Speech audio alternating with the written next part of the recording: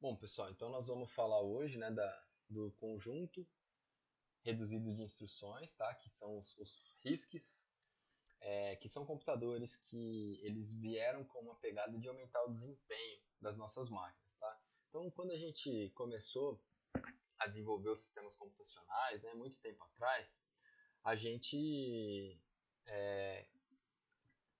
os programadores, né, eles precisavam de comandos específicos, né? Esses comandos específicos eles começaram a ficar cada vez mais específicos. Anteriormente a gente tinha comandos mais gerais, né, que eram somas, subtrações, eram carregar um dado na memória, era uma multiplicação, e aí começaram a ficar cada vez mais complexos, né, como divisão, logaritmo, raiz de alguma coisa, né, fazer uma subtração e uma comparação no mesmo comando, numa mesma unidade, dentro da nossa ULA, né? Quando a gente começou a requisitar essas unidades novas dentro da ULA, né? Como a gente viu na aula retrasada, na parte 1 dessa aula, a ULA, para cada instrução que você dá, né? O decodificador de instrução, ele vai acionar uma parte da ULA diferente. Então, se eu tenho um conjunto muito grande de instruções, eu tenho dentro da minha ULA muitas unidades diferentes. E isso pode acabar não sendo tão viável, tá?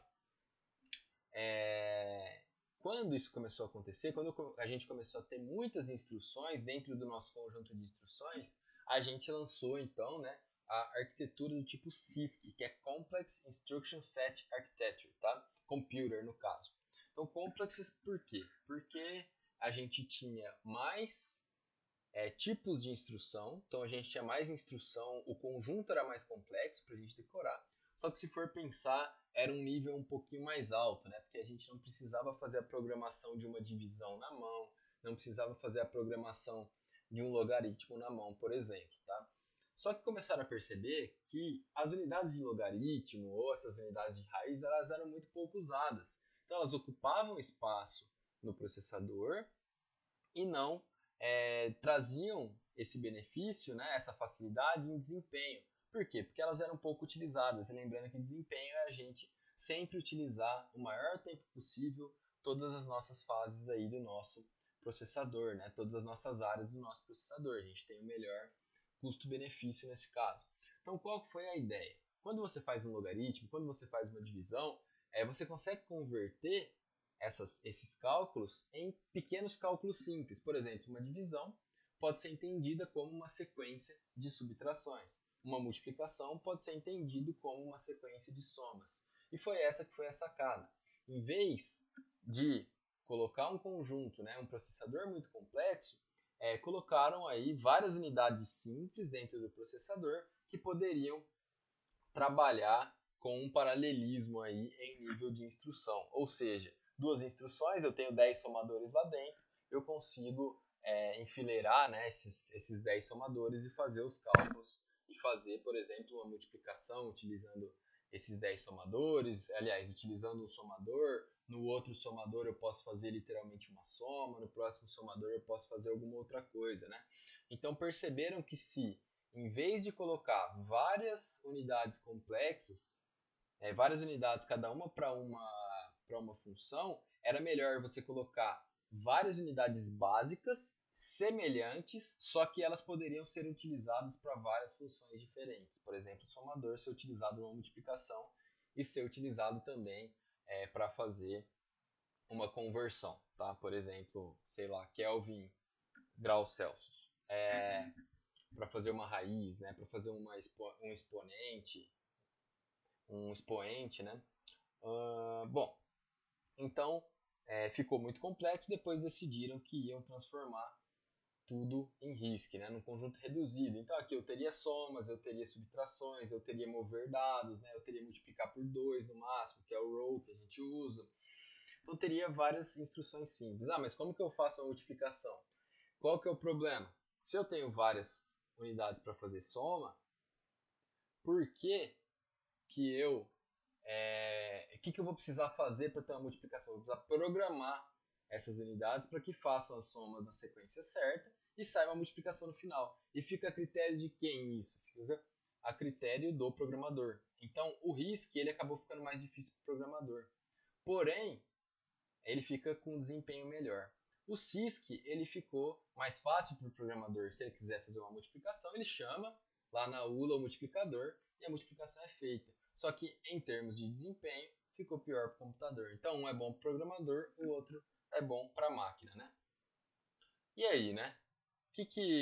Por que a gente tem que estudar tudo isso? Né? Porque a gente vai começar a programar em baixo nível. A gente vai ver o que o nosso processador faz lá no mais baixo nível, tá? Em nível de bit mesmo, em nível de byte.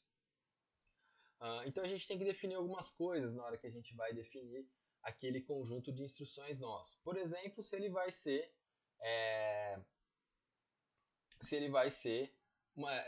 programado em pilha ou se ele vai ser programado em registradores de uso geral. Ou seja, se a gente vai saber onde a gente está guardando aquele dado ou não.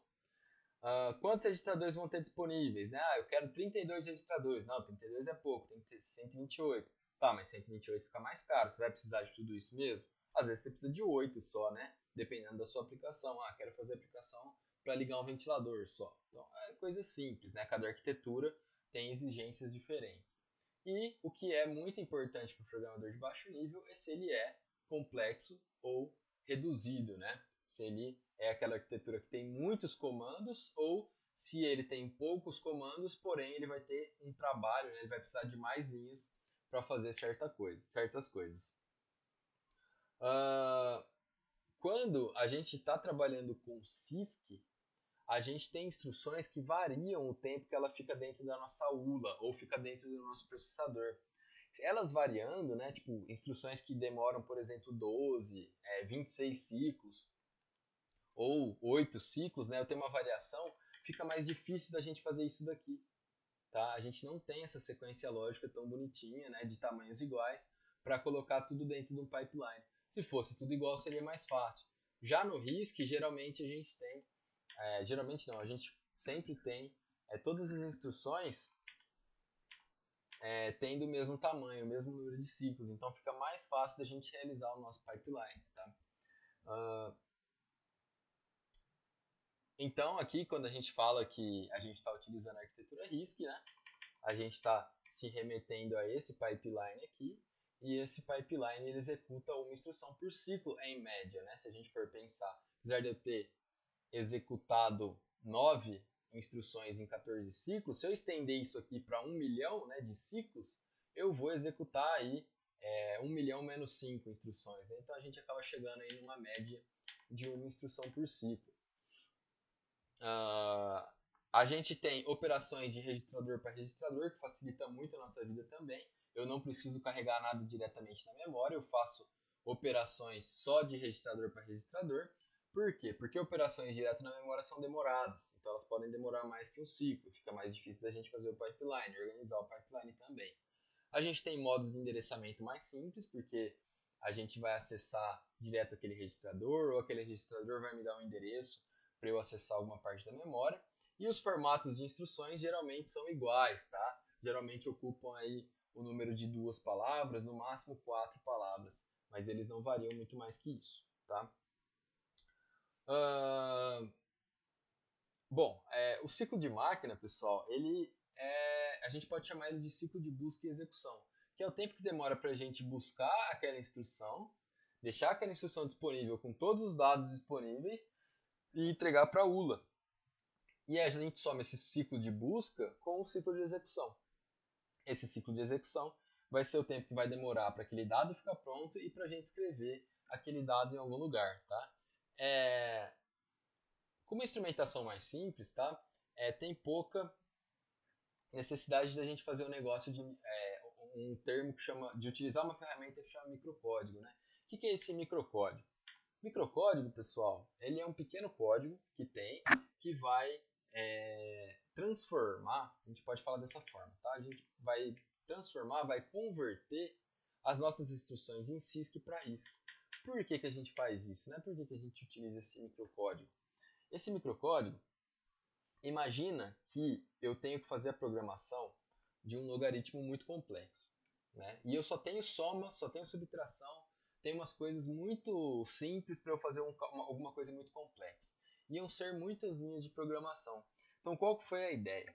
A ideia foi pegar aquela aquele código que é complexo, que é um logaritmo que vem lá do CISC, e unir com o RISC. Então qual que é a ideia? É fazer a conversão. O seu processador fala assim, ó, me manda um comando em CISC. Ele manda o comando em CISC, ele pega um logaritmo, o seu processador ele tem um pequeno código que vai falar assim, ó, eu sei fazer logaritmo. É só eu acionar esse somador, depois esse somador, usar esse registrador, salvar nesse registrador, por exemplo. Ele faz uma sequência de pequenos passos que ele consegue colocar no pipeline, ele consegue fazer o paralelismo em nível de instrução e mesmo assim fica mais fácil para o programador. Então tem uma união aí de CISC e RISC, tá? Por isso que a gente tem esse tal de microcódigo. Se a gente tem, então, aqui falando, né, das operações de registrador para registrador,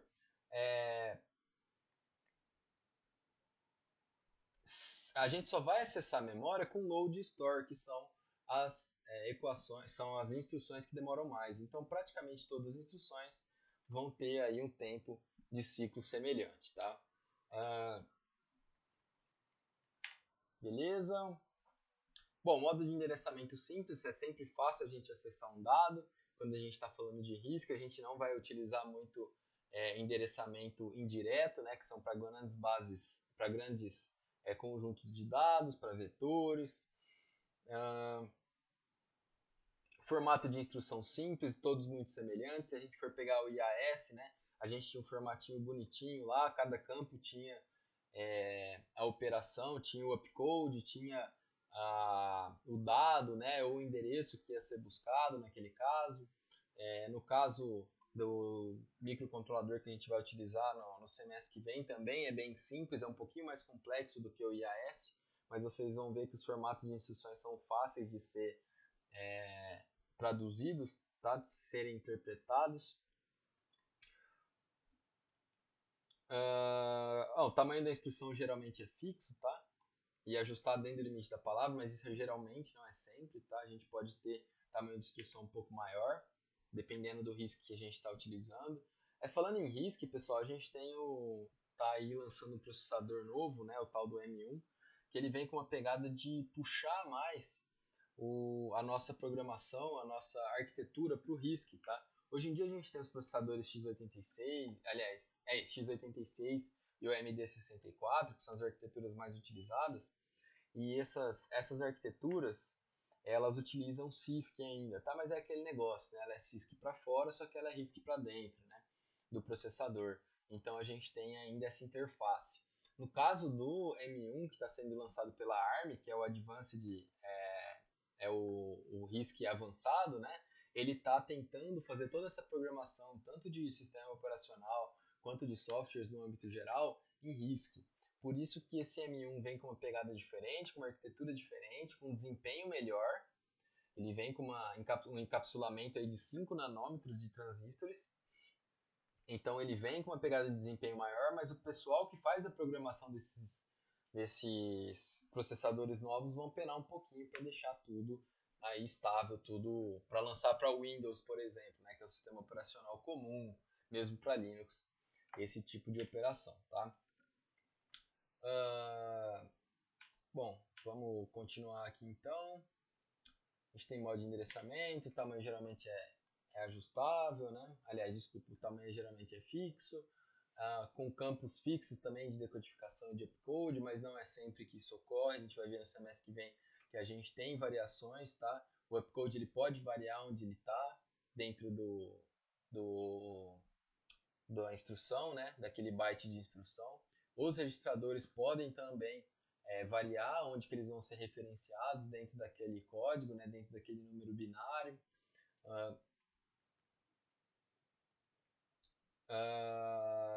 Leitura de instrução otimizada, né? Porque ele precisa fazer poucas adaptações, a unidade de controle precisa fazer poucas adaptações para fazer a interpretação. E o que aconteceu, né? Quando o RISC, né? O CISC começou a tomar conta, né? E o RISC veio para pegar esse desempenho, né? Aconteceu aquele lance do microcódigo, né? Se desculpem, tá cortado aqui, né? Mas acredito que dê pra gente ler. ocorreu aquele lance do microcódigo, para que a gente pudesse utilizar o paralelismo, o pipeline, né, coisas que a gente consiga otimizar. Mas se a gente for fazer uma comparação direta, né, qual que é a diferença entre CISC e RISC? Aqui tem uma certa diferença entre os dois, né? Quais são as vantagens e desvantagens, né? Então ele é orientado ao programador, a CISC, é mais fácil para o programador de baixo nível programar. Quando eu fiz a disciplina de microcontroladores na minha faculdade, a gente utilizou um CISC, então tinha muita operação para a gente decorar, porém os códigos estavam mais curtos, né? A gente precisava pensar um pouquinho menos. No semestre que vem vocês vão utilizar um RISC, então vocês vão fazer códigos longos, né? Só que eles são bem simples, então a gente vai precisar pensar um pouquinho mais onde vai cada coisa, né? Mas eles acabam simplificando aí até certo ponto. Esse cara que era difícil fazer pipeline, nesse caso aqui a gente consegue fazer pipeline em praticamente todas as instruções. Nesse caso aqui o microcontrolador era menos eficiente porque ocupava mais espaço na microarquitetura. Aqui nesse caso, no caso do CISC, né? Os comandos podem acessar diretamente a memória principal. No caso do RISC, eles acessam apenas os registradores. Caso eu queira acessar a memória principal, eu preciso utilizar um comando de load e de store. Tá? Então, falando da microprogramação, né, o microcódigo ele faz uma pequena conversão aqui entre o CISC e o RISC. Isso aqui acaba sendo mais simples para o programador, né, porque ele tem instruções que fazem mais coisas e fica com uma eficiência maior para a máquina também, porque depois que rola o microcódigo, né, aquele comando em CISC é quebrado em pequenos códigos em RISC e fica melhor para o processador aumentar o desempenho, né, e ter aí um pipeline mais eficiente. Beleza? Então, pessoal, não precisam fazer esse 15.6, certo? Vocês podem fazer só, então, esses 3 aqui dos capítulos anteriores. Quem tiver alguma dúvida aí sobre os códigos, sobre processadores, né? Vamos marcar aí uma reunião e a gente tira todas essas dúvidas. Valeu, pessoal. Até a próxima. Até ano que vem, né?